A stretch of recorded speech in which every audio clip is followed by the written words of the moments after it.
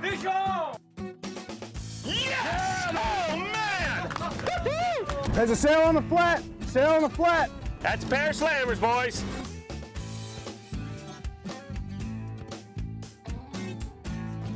Nice fish.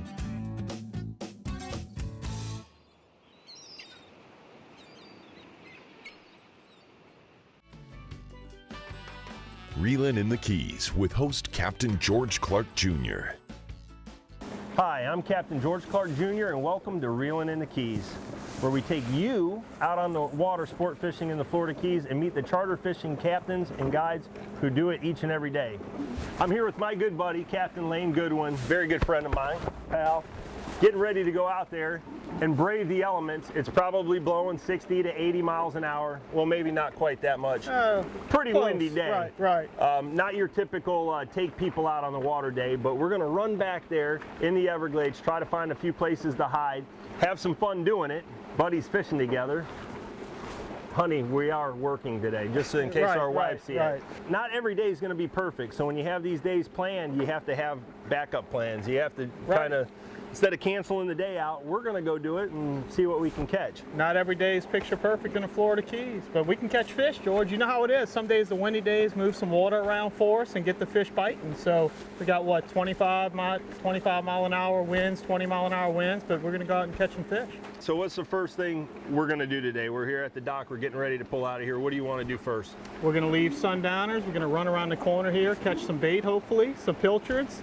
And from there, we're going to run back in the Everglades and find some shorelines where the wind's pushing water across points, find some creek mouths where the water's flushing bait out. We're going to use the wind to our advantage today.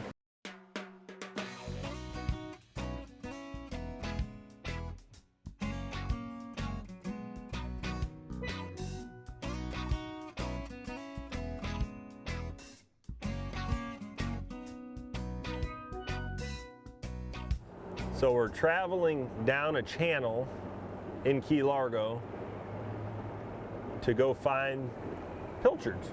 They're a real flashy, silvery bait, a scaled sardine technically, one of our favorite baits. Everything eats them.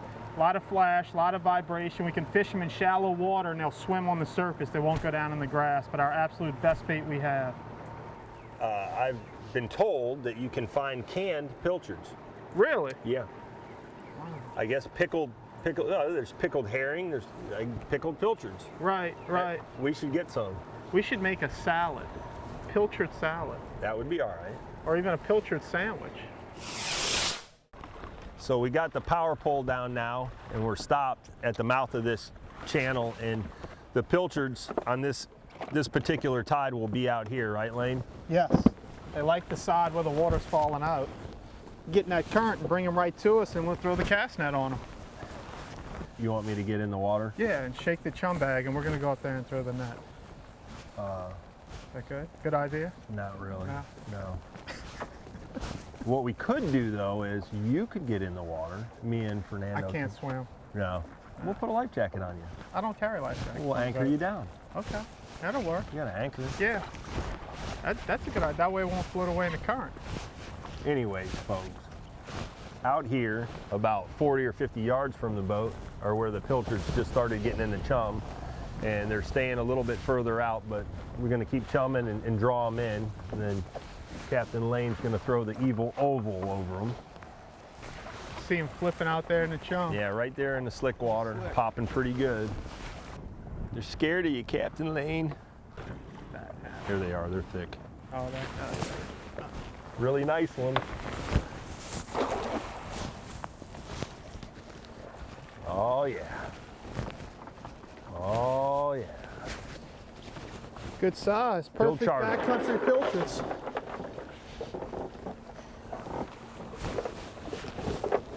You know, Laine, that's the one thing that you mentioned earlier about pilchards. Everything does eat them. That's the coolest thing. You can go from catching a big sea trout to a snook to a redfish. 100-pound tarpon will eat a bait that size. Snappers, jacks, the everything. Flash and vibration on them, George. That's it. Makes them the best.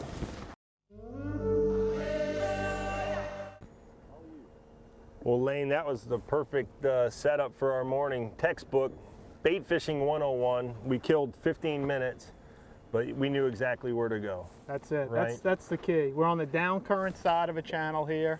We knew the pilchards would be here. Put the chum in. Took about 10 minutes. They popped up, came right to us. Couple throws of the net. We got a well full of pilchards. That's buddy. it. Couple hundred baits now. It's time to venture back into the wind here and get back in the Everglades and go find us some fish. Let's go do our thing. Let's do it. So Laine, let me ask you a question. Sure. Dirty waters charters, explain that. It's kind of an oxymoron for the Florida Keys, huh, George? It's beautiful, crystal clear water. Well, you know my roots. I'm from South Louisiana. Grew up fishing the Mississippi River Delta, where, as you know, you fish Dirty down water. there. It's dirty water. Yes, sir. So that's how I kind of came up with that tricky little name. Doesn't exactly meet the Florida Keys standards of our crystal clear water, but you also know back in the Everglades, when the mullet starts stirring up the bottom, that's our best fishing too. So it all kind of works together. Little tribute to my heritage back in the day growing up in South Louisiana, fishing for redfish and trout in the marshes, but it works here as well. Yep, absolutely. You know, the thing about the Everglades is you can run stretches of miles where it's gin clear, crystal clear water, and you'll run across that patch that's dirty water. It's all murky, and you'll pull in there, and there's activities there. That's the spot. People always ask me, and I know you too, there's hundreds of islands out there, and you run maybe 10 miles back, you stop and you fish, and you say, well, what, you know, we passed 20 islands, why not those? And it's the bait fish. I mean, yeah. you got to find the bait fish. The mullet are the easiest to spot. They eat the sand and algae, process the algae off the sand. The sand comes out their gills, stirring up that water, but they're spooking out shrimp and crabs out of the bottom, which the mullet could care less about. They're vegetarians, and that's what our redfish and snook and trout feed on. George, it looks like it's laying down a little bit out here. Yeah, trees, houses, small vehicles. All right, so we got our live pilchards. Got them hooked down underneath here so that they'll swim down. When you put a little tension on them, it'll point their head down and make them swim down a little bit deeper without having to put any weight on here. We're using a 3.0 live bait hook, 30-pound Berkeley Vanish fluorocarbon leader, about 2-3 feet a leader on 10-pound spider wire ultra cast braid. Perfect setup for the backcountry.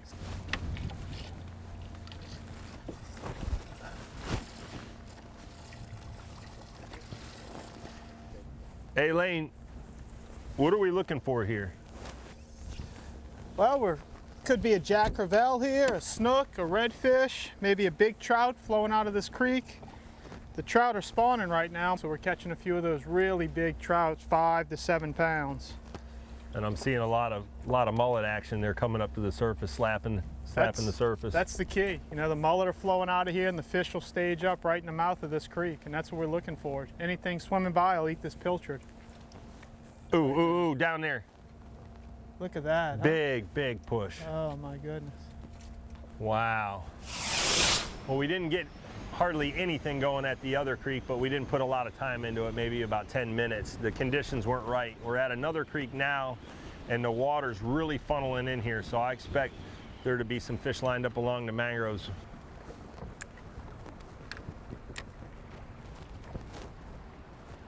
Here, fishy, fishy.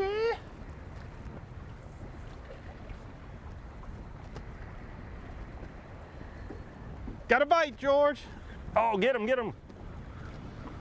Pretty good one. That's a nice trout. It's a nice trout. Oh yeah, keep. Need the net? Get the net. Big old trout, George. Nice one, buddy. Nice one. Just pull straight out. Just a female trout. Thank you, sir. All right. One of my favorite fish to catch, you know. Absolutely, I love Back to them. my roots in South Louisiana. Gobbled up that pilchard. Laying in the current, Yep. waiting for stuff to float by. Look at that, my friend. Oh my gosh, what a beautiful fish. Big female trout. It's that time of year. I mean, that's an absolute beautiful fish. That is a gorgeous fish. Full of roe. She's nice and heavy. Probably a solid 5, maybe a 6-pound trout. Look at that mouth, huh? You know what's so amazing about back here in the Everglades? We have such a world-class fishery for these trout. No I mean, doubt. we really do. March and April is a time to catch these big fatties, even into May, you know? I'm gonna set her back in the water. Yeah, let's let her go. We're gonna let her go. She's full of roe, let her do her thing. But what a beauty. Beautiful fish. I thought it was a snook at first because it was so long. I did too. She thumped that pilchard. She's good to go. Well, we got one really nice big trout here and had a couple other bites that we missed. We're gonna slide down this really awesome, cool little creek where it comes out and opens back up into Florida Bay and try the other end. Maybe there's some fish laying up in there.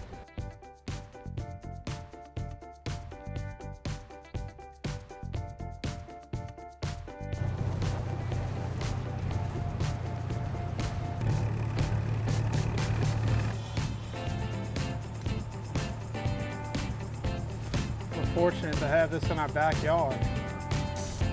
I agree.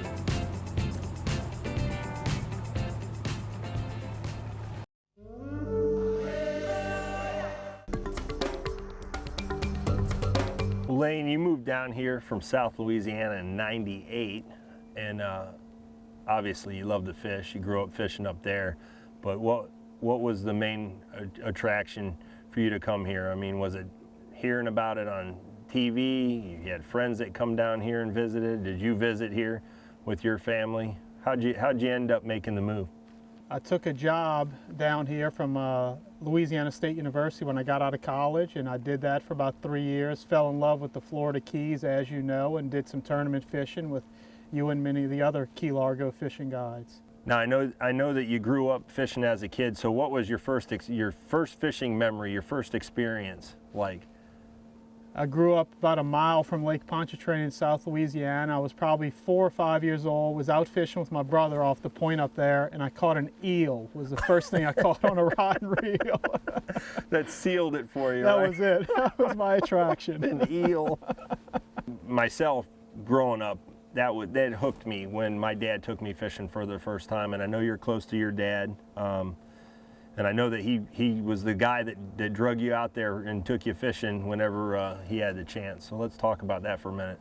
Yeah, my first experiences as a kid, I remember trout fishing with my dad in the marshes of South Louisiana, even doing a little bit of tournament fishing. They call them rodeos in South Louisiana, and some fond memories. As you know, I lost my dad in August, and big influence in my life. George has supported me throughout my whole life, whether it was through school, becoming a guide, some things that, you know, I never thought I could accomplish, I have to attribute to his pushing me and getting me to, you know, do things with 100% of effort to be the best at what I could, whatever I chose to do.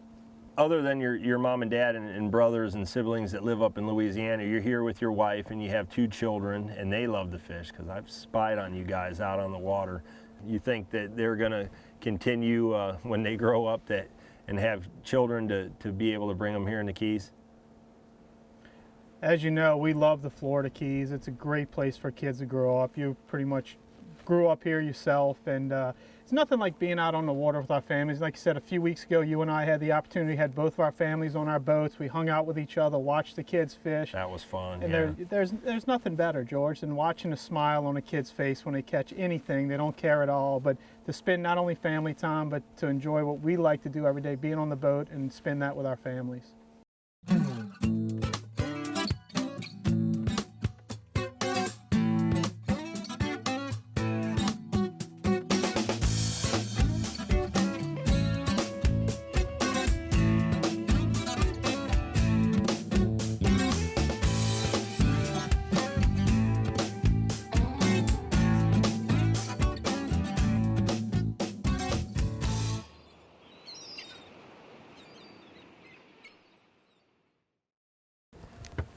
Oh, flying fish.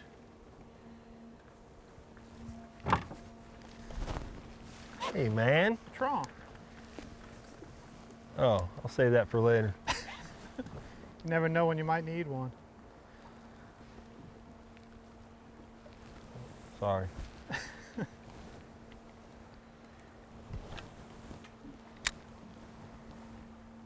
Fish on, Georgie.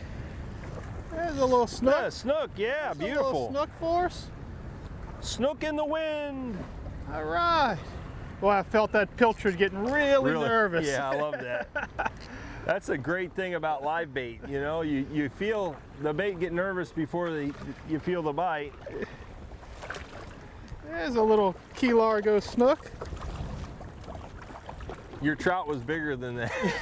Nice one. Little Key Largo snook for you there, George. Beautiful fish. They are cool, man. I love snook. Got to be one of my favorites. Little juvenile. They're coming back though, George. They're coming back. Oh yeah. Isn't that good to see? It's beautiful. I was worried when we had that freeze a few years ago, but now we're really starting to see some nice fish, some over the slot fish, which is just awesome. That's great to see. These conditions here, all right, the water's a little bit murky where we're at, but it's really dirty here on that shoreline. And these fish that come through here, whether it's a redfish or a snook, they sense vibration. Why don't you tell everybody about that? Well, the lateral line on the snook, which everybody knows, that black line that runs from its gills back to its tail, is filled with a gelatin type substance, and that's how they sense vibration, and that's how they hone in on bait fish and feeds. They can't really see in this dirty water, but that's why we like these pilchards so much. That vibration, it hones in. It's like a little homing call for the snook to find it and eat it. Hey Laine, what's your favorite kind of cake? Carrot cake. Your chocolate that your cake? wife makes. She's making one for our shindig on Friday. All right. We're gonna boil crawfish, and the only way you get on my property is with a carrot cake. I got to show up with a peace offering. Ooh, that looked like a bite. There he is, getting bit right now, Laine. George, we got a snook on, buddy. Nice. A snook. Hey, windy day fishing, and we're out here enjoying a beautiful day, catching fish. Yeah, not the world's biggest snook, but it's a snook. Hey, we'll take them.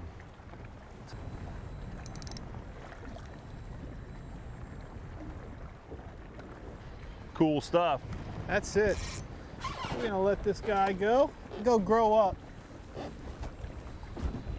Nice. George, this is a snook, just so you know. The ones with the black lines on them, the snook. He's ignoring us, Fernando. I didn't hear you. Maybe you can email him a picture of this when this is done. I'm not ignoring you. Just choosing not to listen. I just choose not to hear you. Got something on, Laine. I don't know what it is. What you got, It's George? jumping. Look at my boy. What you got, George? You're not gonna believe it. What is that? It's a triple tail. In the backcountry. I'll tell you what. A windy day, and here we are catching triple tail. Look at that. I was just waiting for that to happen. I wanted to catch something completely out of the ordinary. In about 2.5 feet of water. I'll tell you, I laid it out, I laid the bait out there and I saw this dark object moving towards it and I'm like, what's that, Oh, he said, no way. Yeah. Backcountry triple tail for you, George. How about that? All I saw was a dark blob swimming towards it. Triple tail in about 1.5 feet of water. And I'm out here with Captain Laine Goodwin, Dirty Water Charters. Got me up in the shallows. Thank you, buddy. That was fun. That's neat, huh? Yep. That's something you'd normally catch out offshore on debris when you're dolphin fishing, or we run the crab trap pots. Yeah, way out towards the Gulf there. Yeah. Yep. But unusual here in the backcountry in the shallow water. What do you want to do with them? Well, it's up to you. You gonna eat them? We're gonna eat them for lunch? It's up to you. Hey, let me know. I have no problem eating this for lunch. Well, let's do that.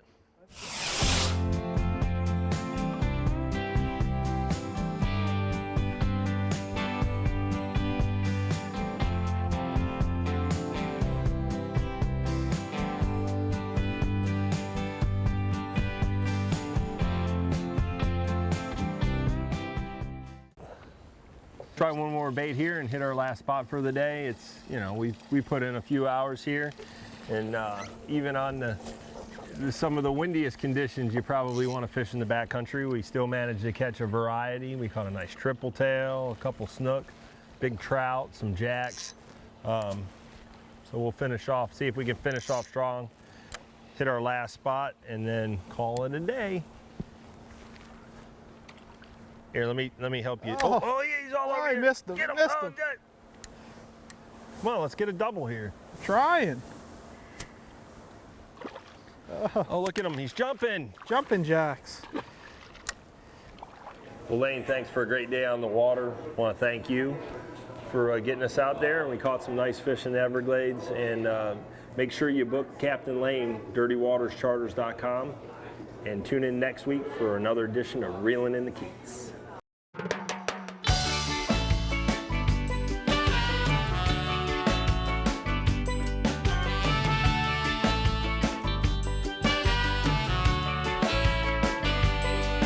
There's a place out on the ocean, ain't on a map anywhere.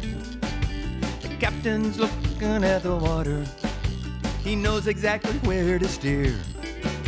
No internet or Wi-Fi tower, all that stress is gone. The line's just went in the water, and somebody yells, "Fish on!" And it's just another day, reeling in the Keys. We got that fishing feeling, there's no place we'd rather be. We're a million miles from nowhere, but we ain't lost at sea. Just loving life, living the dream, reeling in the Keys.